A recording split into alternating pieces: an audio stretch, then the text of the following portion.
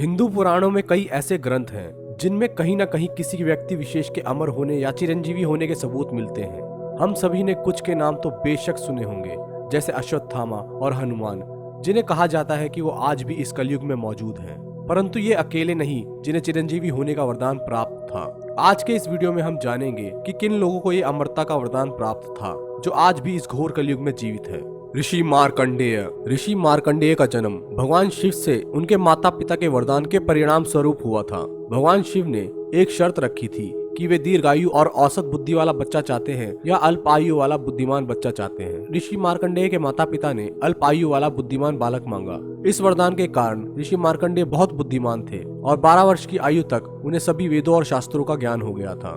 उनकी मृत्यु 16 वर्ष की आयु में तय की गई थी, लेकिन उन्होंने महामृत्युंजय मंत्र का निर्माण किया और जिस दिन उनकी मृत्यु होने वाली थी उसी दिन भगवान शिव की पूजा कर दी। जब यमराज उनके प्राण लेने आए तो भगवान शिव प्रकट हुए और ऋषि मार्कंडेय को बचाने के लिए यमराज से युद्ध किया और उन्हें मृत्यु दर प्रदान की। इस घटना के बाद भगवान शिव को कालांतक शिव के नाम से भी जाना जाता है, अर्थात समय को समाप्त करने वाले, जिसके बाद ऋषि मार्कंडेय अमर हो गए। चक्रवर्ती बलि, महाबली के रूप में जाने वाले असुर एक राक्षस राजा थे और प्रहलाद के पोते थे।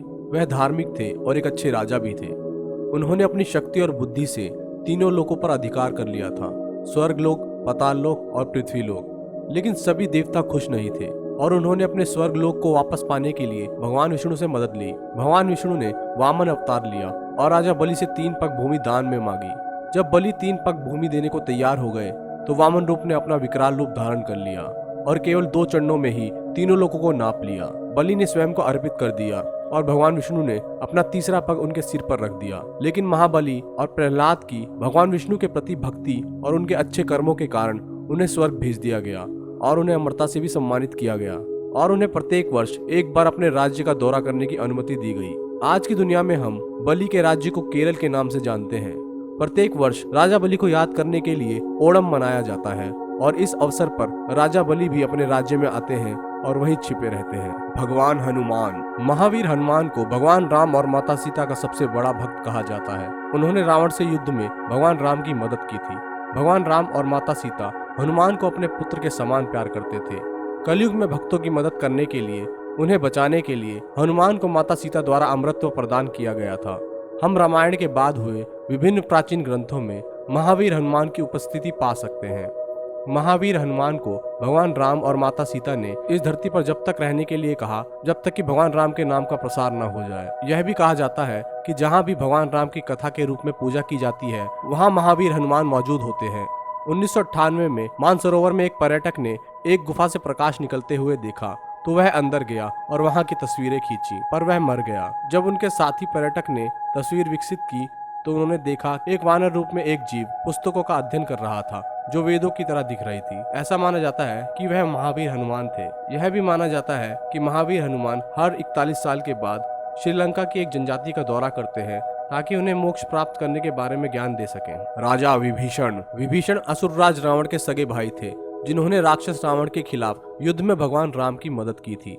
रावण ने भगवान राम की पत्नी माता सीता का हरण किया था और विभीषण इस कृत्य के खिलाफ थे। इस प्रकार विभीषण ने रावण को मारने का रहस्य प्रकट करके भगवान राम को रावण का अंत करने में मदद की। इन अच्छे कर्मों के कारण विभीषण को पूरे विश्व में लोगों को सही मार्ग दिखाने के लिए अमरत्व प्रदान किया गया था। परशुराम, भगवान विष्णु के छठे अवतार और रेणुका के पुत्र और जमदग्नि नामक सप्तऋषियों में से एक। भगवान शिव की पूजा करने के बाद उन्हें एक कुल्हाड़ी मिली और शिव ने उन्हें कलरीपायटू, जो सभी युद्ध कलाओं की जननी है, उसे भी सिखाया था।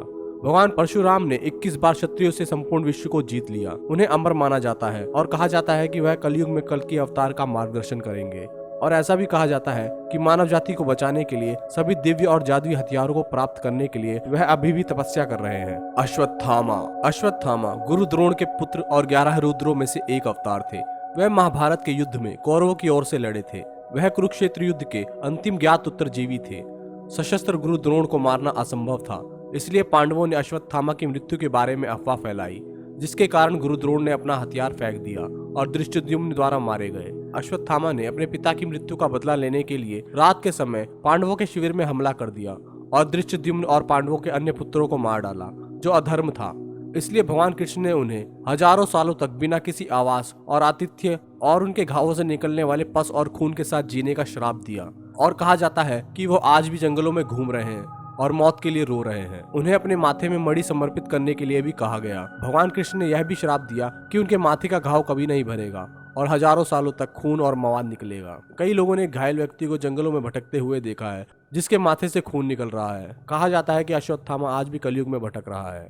ऋषि वेद व्यास। ऋषि पराशर और सत्यवती के पुत्र ऋषि वेद व्यास, उन्हें ब्रह्मा अवतार अर्थात भगवान ब्रह्मा के बराबर ज्ञान रखने वाले के रूप में भी जाना जाता है, जो द्वापर युग में सभी वैदिक ज्ञान को मौखिक रूप से लिखित रूप में परिवर्तित करने के लिए पैदा हुए थे। वह महाभारत में एक पात्र थे और उन्होंने भगवान गणेश को महाभारत की कहानी भी सुनाई, जिन्होंने महाभारत लिखा था। वेद व्यास को वेदों का विभाजक भी कहा जाता है। उन्हें हिंदू पुराणों के अनुसार अमर माना जाता है। ऋषि कृपाचार्य शारदवाना और जनपदी कृपाचार्य के पुत्र थे। वह महाभारत में पांडवों और कौरवों के शाही शिक्षक थे। अपने छात्रों के प्रति उनके निष्पक्ष व्यवहार के कारण उन्हें अमरत्व प्रदान किया गया था। उन्हें भीष्म द्वारा पराक्रमी महारथी घोषित किया गया था, जो एक साथ 60,000 योद्धाओं से लड़ सकते थे और अमर थे। अश्वत्थामा बलिर्व्यासो हनुमांश्च विभीषणः कृपः परशुरामाश्च सप्त एते चिरंजीविनः सप्तेतान् संस्मरे नित्यम मार्कंडेयम थाष्टमम जीवे द्वर्ष शतम सोपि सर्वव्याधि विवर्जित। यह एक बहुत ही प्रसिद्ध श्लोक है जो सभी 8 चिरंजीवियों के नाम की व्याख्या करता है, अर्थात जो अमर है और कलयुग में जीवित रहेंगे। आज का ये वीडियो यहीं समाप्त होता है। यह वीडियो आपको अच्छा लगा हो तो इस वीडियो को लाइक जरूर करें और ऐसी ही ज्ञानमयी और मनोरंजक वीडियोस को देखने के लिए हमारे चैनल बियॉन्ड बिलीफ को सब्सक्राइब करें। आपसे नई वीडियो के साथ जल्द मुलाकात होगी। धन्यवाद।